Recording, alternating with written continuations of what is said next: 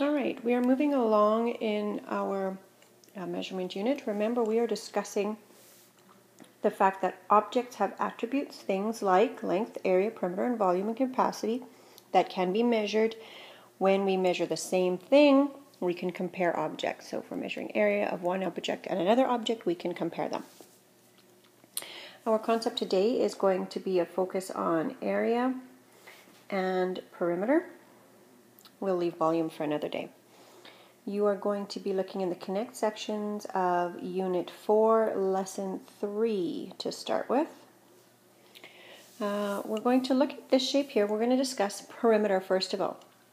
Perimeter measures the distance around the outside of a shape, whereas area measures the squares inside a shape, a 2D shape. Alright, so if that's the case, we have this rectangle. From this rectangle, we should be able to determine the perimeter as well as the area. To find the perimeter, we need to look at the lengths and widths of each side. So 1, 2, 3, 4, 5, 6, 7 has a length of 7 and a width of 3. Over here it would also have a length of 7 and another width of 3. So to figure that out, we would have to add them all up. 7 plus 3 plus 7 plus 3. 7 and 3 is 10, plus another 10 would equal 20, and we would just put centimeters. Whereas area, which is measuring the inside of the shape, how many squares cover the inside of a 2D shape, we could just count them. 1, 2, 3, 4, 5, 6, 7, 3 rows of 7, so 7 and 7 is 14, plus another 7 is 23, so our area is 23.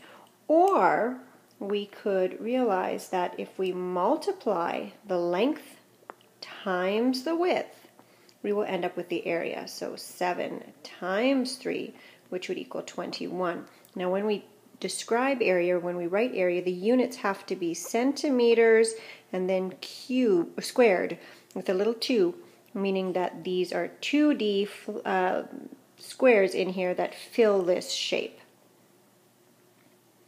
So when we look at this shape, it has a perimeter of 20 centimeters and an area of 21. All right, at this point to practice, could you please hit pause and find the perimeter as well as the area of each rectangle. Perimeter and area of each rectangle. As always, remember to show your work. And in this case, also add the units. All right, at this point, let's try the perimeter of each. So for our first rectangle, we have a length of 5 and a width of 3, so 5 plus 3, and of course we have another length and another width, so we're going to add those again. 5 plus 3 is 8, 8 plus 8 is 16, so it would just be 16 centimeters. The area of this shape would be length times width, so 5 times 3, which equals 15 centimeters squared. And we can confirm that because if we counted 1, 2, 3, 4, 5, 6, 7, 8, 9, 10, 11, 12, 13, 14, 15, it does in fact have 15 squares covering the surface of this 2D shape. Let's take a look at this one down here. Perimeter first. We need to measure the distance around the outside edge. So our first edge is 4, our second edge is 4, and then we have another edge that's 4 and another edge that's 2. We would add those up. 4 plus 2 is 6. 6 plus 6 is 12 centimeters. For area for this one, remember it is length times width. So we would just multiply 4 times 2, which would be 8 centimeters squared. And again, we can count that and confirm that there are, in fact, 8 squares. Moving on to the last one, which is, in fact, a square itself, which doesn't really change much. Perimeter, again, we have 4 sides that are 3. 3 plus 3 plus 3 plus 3, which is 6 plus 6, which is 12. So interesting, this shape and this shape have the same perimeter. I wonder if they have the same area. Well, let's find out. area, again, is length times width. I'm just going to draw a line here so I'm separating my work. 3 times 3, which would then give us 9 centimeters squared. So in fact, they don't have the same area, even though they do have the same perimeter. What we can tell about this shape is it's more of a square, and it in fact has a larger area. This one's a little bit more rectangular, and it actually has a smaller area. 2 more squares or rectangles. Go ahead and press pause and try these, and when you're finished, turn on your or turn it to play again, and we can check. All right, let's take a look. Perimeter. Remember, we are adding the distance around all of the edges. Now, they only have 2 labeled, but we know the opposite edge is also the same. So 4 plus 3 around this outside edge, plus 4 plus 3 around this outside edge. 7 plus 7 equals 14 centimeters. For area, remember, we're multiplying the length times the width. 4 times 3 equaling 12 centimeters squared.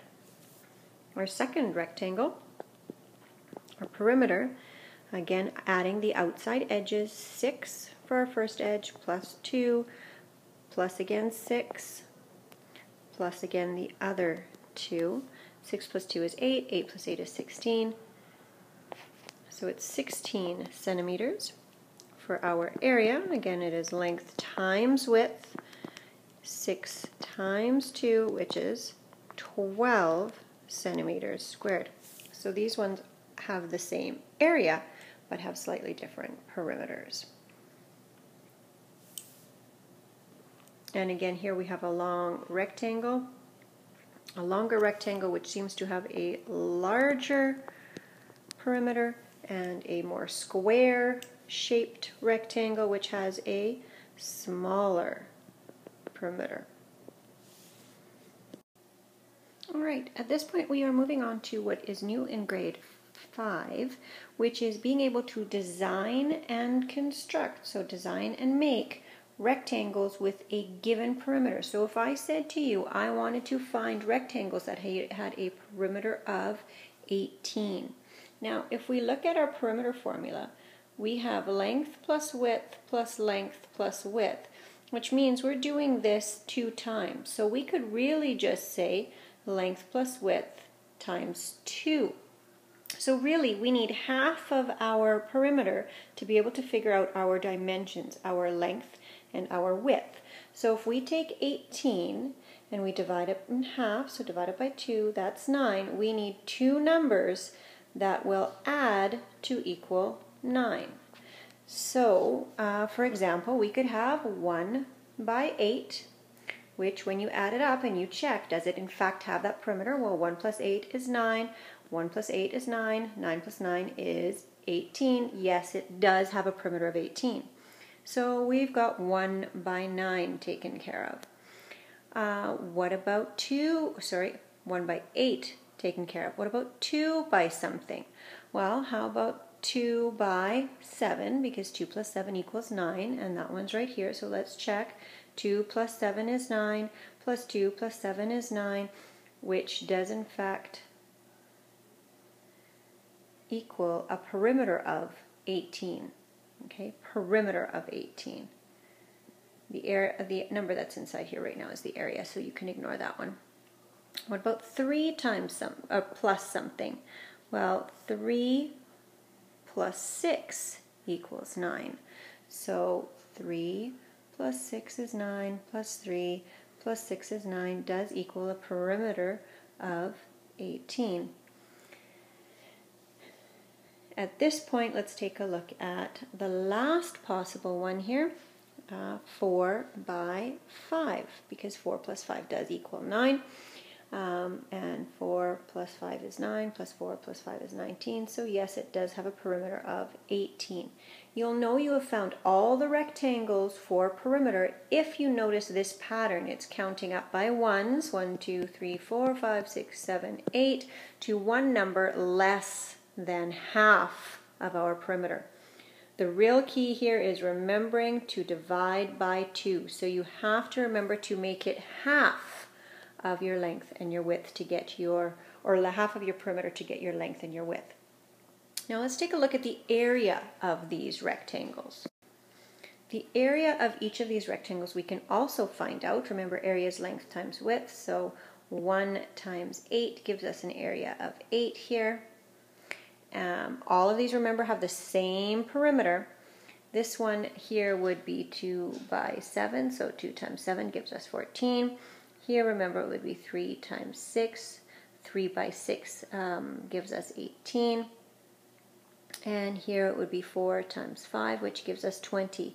What we will always find when we are creating rectangles that have a certain perimeter is that rectangles that are long and skinny